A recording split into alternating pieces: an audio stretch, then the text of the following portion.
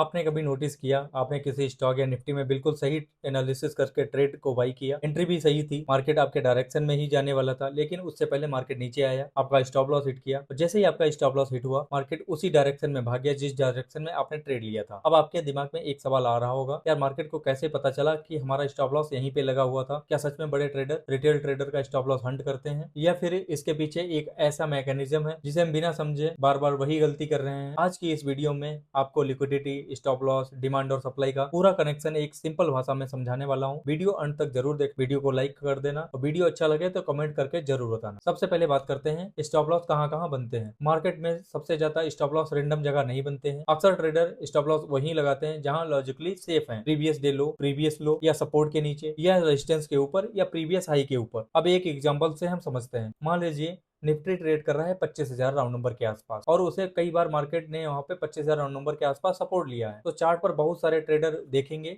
और फिर 25,000 के आसपास बाई कर लेंगे और अगर 25,000 टूट गया तो मेरी ट्रेड आइडिया गलत हो जाएगा, इसलिए स्टॉप लॉस कहाँ आएगा? 24,950 के नीचे। तो मान लीजिए हमने स्टॉप लॉस लगाया 24,950 के नीचे लगा दिया, तो अब यहाँ पे सोचो, अगर यहाँ पे हजारों ट्रेडर इसी तरह 24,950 के आसपास स्टॉप लॉस रख रहे हैं तो वहां पे एक लाइन नहीं है, वहां पे एक आर्डर ब्लॉक का एक क्लस्टर बन चुका है। तो यही चीज हमें लिक्विडिटी की तरफ लेके जाती है। लिक्विडिटी शब्द सुनकर बहुत लोगों को लगता है कि ये बहुत कॉम्प्लिकेटेड कॉन्सेप्ट है, लेकिन बेसिक आइडिया बहुत सिंपल है। मार्केट में जो ट्रांजेक्शन के लिए आर्डर चाहिए, जहां बड़ी मात्रा में आर्डर मौजूद होते हैं और वहां लिक्विडिटी इंपॉर्टेंट होती है। अब एग्जांपल में क्या हुआ था, जैसे मैंने यहाँ पे एग्जांपल दिया था, 25,000 राउंड नंबर के आसपास निफ्टी ट्रेड कर रहा था, बहुत सारे ट्रेडर वहां पे ट्रेड बाई कर रहे हैं और उनका स्टॉप लॉस कहाँ पे था? 24,950 के आसपास। अब अगर मार्केट 24,950 के नीचे जाता है तो उनका स्टॉप लॉस ट्रिगर हो जाएगा। इसलिए प्राइस अगर उस एरिया तक जाता है जहां पर लिक्विडिटी इंटरेक्ट कर सकती है, मार्केट को जरूरी नहीं कि पता हमारा स्टॉप लॉस 24,950 के आसपास लगा हुआ है, लेकिन मार्केट में बहुत सारे ट्रेडर हैं जो आर्डर एक जैसे ले और बड़े पार्टिसिपेंट की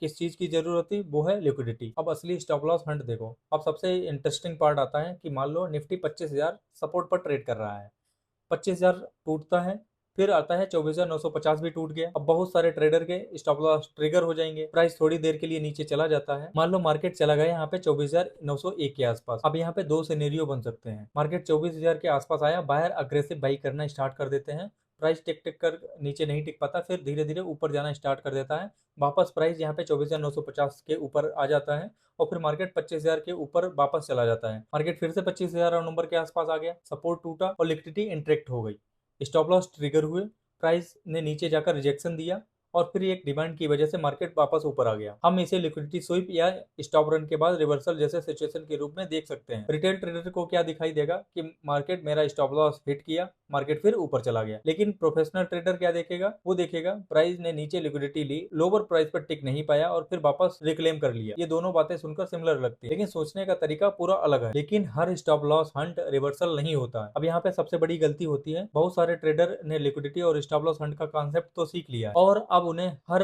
सपोर्ट ब्रेकडाउन होने के बाद अब उन्हें लगता है कि बस लिक्विडिटी स्वीप हो गई, अब बाई करना स्टार्ट करते हैं और यही सबसे ज्यादा नुकसान होता है। क्यों? क्योंकि हर support breakdown stop loss hunt नहीं होता है। मान लो कि 25,000 का सपोर्ट है और 25,000 के नीचे चला गया प्राइस, 24,950 भी टूट गया, लेकिन इस बार प्राइस ऊपर नहीं आया बल्कि लगातार लोअर लो बनाता रहा, सेलिंग प्रेशर बना रहा और 24,900 भी टूट गया, 24,800 भी टूट गया। तो यहाँ पर आपको सिर्फ ये बोलकर बाई नहीं करना चाहिए कि स्टॉप लॉस हंट हो गया है। हो सकता है यहाँ पे ब्रेकडाउन हो, यानी डिमांड इतनी स्ट्रांग नहीं थी कि मार्केट को ऊपर ला जा सके, इसलिए सिर्फ लिक्विडिटी देखकर ट्रेड नहीं करना। Liquidity, price action, market structure, demand and supply को साथ में भी देखना है। अब यहाँ पे बात करते हैं डिमांड और सप्लाई का असली कनेक्शन क्या है। अब डिमांड और सप्लाई को जोड़ते हैं। डिमांड का मतलब सिर्फ ये नहीं है कि यहाँ पे सपोर्ट है, डिमांड का मतलब है ऐसा प्राइस एरिया जहाँ बायर की पार्टिसिपेशन और इतनी स्ट्रांग हो रही हो कि प्राइस ऊपर की तरफ ही पुश कर रहा हो। इसी तरह सप्लाई रेजिस्टेंस की लाइन नहीं है। सप्लाई एक ऐसा एरिया हो सकता है जहां पर सेलर की पार्टिसिपेशन स्ट्रांग रही हो, प्राइस को नीचे की तरफ पुश मिला हो। अब मान लेते हैं प्राइस नीचे गया, एक इंपॉर्टेंट डिमांड जोन में गया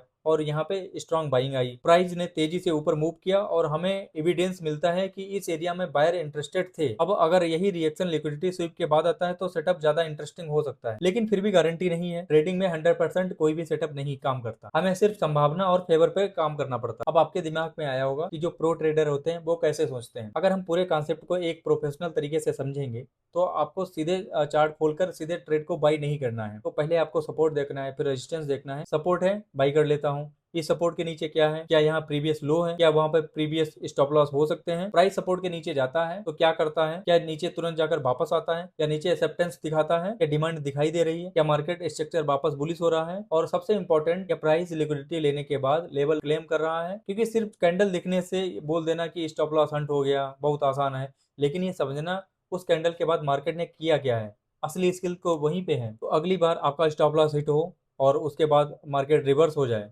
तो सिर्फ मार्केट को ब्लेम मत करना, चार्ट को खोलो और देखो स्टॉप लॉस कहाँ था, डिमांड कहाँ थी, सप्लाई कहाँ थी, और सबसे इंपॉर्टेंट लिक्विडिटी लेने के बाद मार्केट ने किया क्या। क्योंकि मार्केट में पैसा सिर्फ प्रिडिक्ट करने से नहीं बनता, प्राइस ऊपर जाएगा या नीचे असली एज तब बनती है जब आप मार्केट को समझते हैं, मार्केट किस एरिया पर रिएक्ट कर रहा है। अगर आपको मार्केट स्ट्रक्चर, लिक्विडिटी, डिमांड और सप्लाई, प्राइस एक्शन को इसी तरह बिगनर से एडवांस लेवल तक समझना है तो चैनल को सब्सक्राइब कर लेना, क्योंकि अगली वीडियो हम इसी कॉन्सेप्ट को चार्ट पर डिटेल में ब्रेक डाउन करके समझाएंगे। और याद रखना, स्टॉप लॉस को दुश्मन ना समझो, स्टॉप लॉस के पीछे लिक्विडिटी को समझो। वीडियो अच्छा लगा है तो वीडियो को लाइक कर देना, शेयर कर देना, चैनल पर नए हो तो सब्सक्राइब जरूर कर लेना। धन्यवाद।